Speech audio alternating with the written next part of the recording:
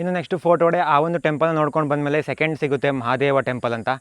ಈ ಒಂದು ಟೆಂಪಲ್ನ ಖುದ್ದಾಗಿ ಶಿವಾಜಿ ಮಹಾರಾಜರು ಬಿಲ್ಡ್ ಮಾಡಿರೋಂಥ ಟೆಂಪಲ್ ಇದು. ಈ ಶಿವ ಟೆಂಪಲ್ ನೋಡೋಕ್ಕೆ ಒಂದು ಟೆಂಪಲ್ ಥರ ಇದೆ ಅಂತ ಅನ್ನಿಸ್ಬೋದು, ಆದರೆ ಇಲ್ಲೂ ಒಂದು ಸೀಕ್ರೆಟ್ ಎಸ್ಕೇಪ್ ಪ್ಲೇಸ್ ಇತ್ತು.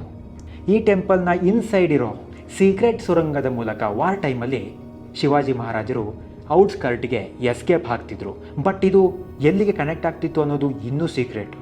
ಇದು ಟೆಂಪಲ್ ಆಗಿರೋದ್ರಿಂದ ಇಲ್ಲಿಗೆ ಜಾಸ್ತಿ ಇನ್ವೇಡರ್ಸ್ಗಳು ಬರ್ತಿರಲಿಲ್ಲ, ಹಾಗಾಗಿ ಈ ಸೀಕ್ರೆಟ್ ಪ್ಲೇಸ್ ಗೊತ್ತೂ ಆಗ್ತಿರಲಿಲ್ಲ. ನಾವು ಆವಾಗಲೇ ಒಂದು ವಾಟರ್ ಸ್ಟೋರೇಜ್ ಟ್ಯಾಂಕ್ನ ನೋಡ್ಕೊಬಂದ್ವಿ, ಅದು ದೊಡ್ಡ ಟ್ಯಾಂಕು. ಇನ್ನು ಅದೇ ಥರ ಹೋಗ್ತಾ ಹೋಗ್ತಾ ಮಿಡಲಲ್ಲಿ ಚಿಕ್ಕ ಚಿಕ್ಕ ವಾಟರ್ ಸ್ಟೋರೇಜ್ಗಳಿದೆ. ಅದೇ ಥರದ ವಾಟರ್ ಸ್ಟೋರೇಜ್ ಇನ್ನೊಂದಿದೆ, ಅದಕ್ಕೆ ಬಂದಿದ್ದೀವಿ. ಈ ಬಾವಿನ ಶಿವಲಿಂಗದ ಶೇಪಲ್ಲಿ ಡಿಸೈನ್ ಮಾಡಿದರು ಛತ್ರಪತಿ ಶಿವಾಜಿ ಮಹಾರಾಜರು. ಶಿವಾಜಿ ಮಹಾರಾಜರು ಶಿವನ ಭಕ್ತ, ಅದಕ್ಕೆ ಶಿವಲಿಂಗದ ಶೇಪಲ್ಲಿ ಮಾಡಿದ್ದಾರೆ ಅಂತ ಅಂದ್ಕೋಬೋದು. ಬಟ್ ವಿಷಯನೇ ಬೇರೆ. ಸನ್ಲೈಟ್ ಡೈರೆಕ್ಟಾಗಿ ನೀರಿನ ಕೊಳದೆ ಒಳಗೆ ಬೀಳಬಾರ್ದು ಅನ್ನೋ ಉದ್ದೇಶ ಇಟ್ಕೊಂಡು ಈ ಪ್ಲ್ಯಾನ್ ಮಾಡಿದರು.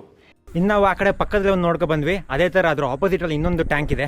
ಇಲ್ಲಿ ಯೂಸ್ ಮಾಡಿರೋ ಇಟ್ಟಿಗೆ ಇದು ಆ ವಾಟರ್ನ ರೆಗ್ಯುಲರ್ ಆಗಿ ಕೋಲ್ಡ್ ಆಗಿ ಇಡ್ತಿತ್ತು, ಜೊತೆಗೆ ಫಿಲ್ಟರ್ ಕೂಡ ಮಾಡ್ತಿತ್ತು.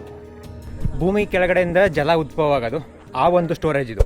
ಶಿವಾಜಿ ಮಹಾರಾಜರ ಭಕ್ತಿಗೆ ಇನ್ನೊಂದು ಎಕ್ಸಾಂಪಲ್ ಅಂತ ಹೇಳಿದ್ರೆ ನಾವು ಹಿಂದೆ ನೋಡ್ತಿರುವಂತಹ ಈ ಭವಾನಿ ಟೆಂಪಲ್ಲು.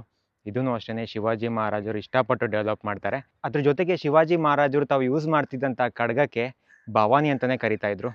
ಅಷ್ಟೊಂದು ರೆಸ್ಪೆಕ್ಟ್ ಕೊಡ್ತಾ ಇದ್ರು ಈ ಭವಾನಿ ದೇವಿಗೆ.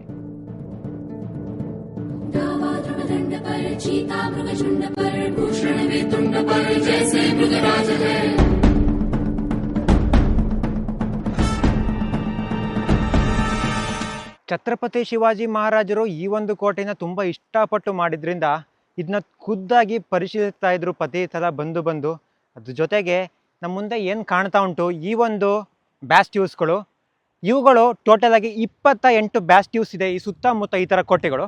ಏನಕ್ಕೆ ಇದನ್ನ ಮಾಡ್ಕೊಂಡಿದ್ರು ಅಂತ ಹೇಳಿದ್ರೆ, ನೀವು ಒಂದು ಆ್ಯಂಗಲಿಂದ ಬರ್ತಾ ಇದ್ದಾಗ ನಿಮಗೆ ಕರೆಕ್ಟಾಗಿ ಗೊತ್ತಾಗ್ತಿರ್ಲಿಲ್ಲ ಎಲ್ಲಿ ಡೋರ್ ಇದೆ ಎಲ್ಲಿ ಡೋರ್ ಇಲ್ಲ ಅಂತ ಹೇಳ್ಬಿಟ್ಟು ಈ ಥರ ಒಂದು ಐಡಿಯಾ ಯೂಸ್ ಮಾಡಿ, ಟೆಕ್ನಾಲಜಿ ಯೂಸ್ ಮಾಡಿ ಈ ಒಂದು ಬಿಲ್ಡಿಂಗ್ನ ಬಿಲ್ಡ್ ಮಾಡಿದ್ರು.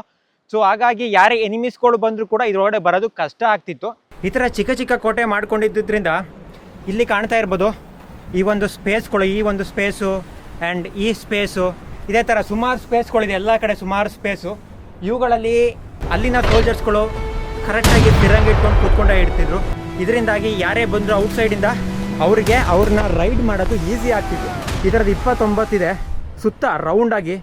ಈ ಒಂದು ಬ್ಯಾಸ್ಟೆನ್ಸಿಂದ ಹೀಗೆ ಬಂದು ನೋಡಿದ್ರೆ ಸುತ್ತಮುತ್ತ ಯಾರೇ ಬಂದರೂ ಎಲ್ಲವೂ ಕ್ಲೀನಾಗಿ ಕಾಣ್ತಿತ್ತು. ಇದು ಅರೇಬಿಯನ್ ಸಮುದ್ರ ಆಗಿರೋದ್ರಿಂದ ಯಾರೆಲ್ಲ ಈ ಒಂದು ಶಿವಾಜಿ ಮಹಾರಾಜರು ಅಂದರೆ ಮರಾಠ ಸಾಮ್ರಾಜ್ಯಕ್ಕೆ ಥ್ರೆಟ್ ಆಗಿದ್ರು, ಎಕ್ಸ್ಪೆಷಲಿ ಬಿಜಾಪುರದ ಸುಲ್ತಾನರ ಸೇನಾಧಿಪತಿ ಆಗಿದ್ದಂಥ ಸಿದ್ದಿ ಜೋಹರ್, ಆ ವ್ಯಕ್ತಿನ ಮಾತ್ರ ಮರೆಯೋಂಗೇ ಇಲ್ಲ. ಆ ವ್ಯಕ್ತಿ ಎಷ್ಟು ಸಲ ಅಟ್ಯಾಕ್ ಮಾಡಿದನೋ ಇದ್ರ ಮೇಲೆ ಗೊತ್ತೇ ಇಲ್ಲ.